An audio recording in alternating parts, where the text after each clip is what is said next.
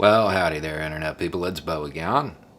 So, today we're going to talk about policy, practice, reading a chapter ahead in the book, and whether or not it's over. Because we've got a bunch of questions in relation to the trial. The people who were testifying about use of force, they've pretty much wrapped it up. Now, we're talking about the Chauvin trial. So the first thing is, hey, the term positional asphyxiation came up, and I feel like I read a chapter ahead in the book. Yeah. That certainly appears to me to play a big factor in this. If you don't know, a couple of years ago, I put out a video that detailed this and how it happens, and the situation that I outlined was pretty close to what actually occurred. The next one was about prone restraints. And basically, it's against policy, but I see it all the time. Yeah, you do. The policies in most departments say don't do it.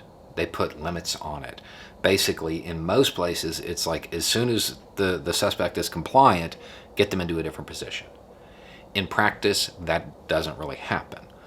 Why? Part of it is simply the fact that most times when people are cuffed, they're already in that position. So unless somebody goes into distress, the officer doesn't move them. Another part of it is that the policy is designed to stop, well, what happened. That's what it's there to stop. However, in most cases, it doesn't go down like that.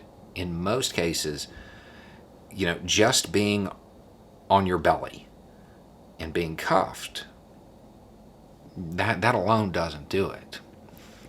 That video I released a couple years ago lays out a chain of events, a storm that will cause positional asphyxiation. It's not just being cuffed and being face down. In my opinion, the policies are set up that way because when something does happen, well, it's a big deal. So the policy is just always against it. Cops on the street don't always do that. There is a running conversation between people who train cops and cops themselves.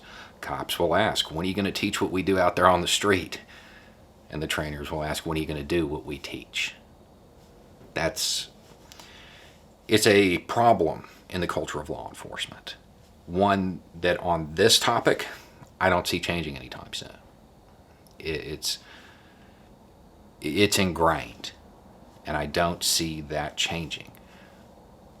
But at the same time, most officers have used a prone restraint over and over and over again without issue. It only becomes an issue when there's other factors at play. I am not aware of a single case where just being cuffed and being face down caused it. Not one. There may be one, but I'm not aware of it. The last one, is it over? No. The use of force experts who have testified, they've done a good job. They really have, and the prosecutor seems on the ball. But I would expect an expert witness from the defense to walk in and say that positional asphyxiation doesn't exist. It's not really a thing. There are a handful of use of force experts who will say that. I've looked at most of the research that they're basing this theory on. I don't believe it. Most of it is experiments that are very clinical. The person isn't under stress. It isn't that storm of events. It's just somebody laying down. I have seen nothing to debunk positional asphyxiation. This has been something that has been accepted for decades. But there are a handful of people who will testify and say, no, that's not it. Now, the prosecutor seems on the ball. The prosecutor seems on the ball. So hopefully we will hear a very specific line of questioning. Because there's only a handful of use of force experts who will testify and say that it doesn't exist, they get used over and over and over again. I would hope the prosecutor asks, how many times have you testified in a case with similar circumstances where somebody on their belly, piled upon, all of these circumstances existing, how many times have you testified that positional asphyxiation doesn't exist? Because the answer in most cases is going to be dozens of times, if not 100 times. And then hopefully the prosecutor would follow up with, well, if you have to constantly say that these circumstances don't lead to death, maybe your research is wrong. Maybe they do. The prosecutor seems on the ball. I'm hoping that that line of questioning exists when undoubtedly this defense expert comes in. It's not over, but I think they're doing a good job.